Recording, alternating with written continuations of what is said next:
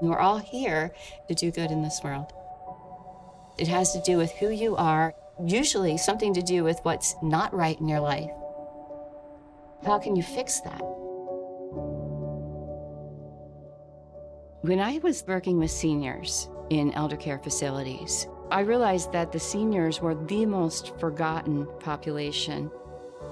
Sometimes seniors have given everything they had, and finally they're in a situation where maybe they have the time, but now they no longer have any means to make a wish come true. We need to make a nicer place to age, a nicer world to age.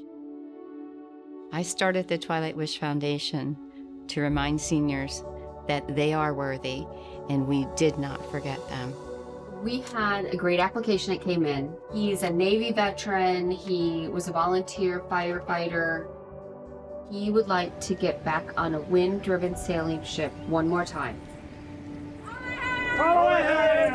In every Twilight Wish that we grant, there's what we call the wow moment. That moment when the senior just suddenly gets that this is all about them.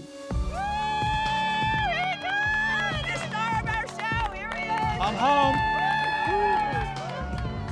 It is so important for every single one of us to know that we are worthy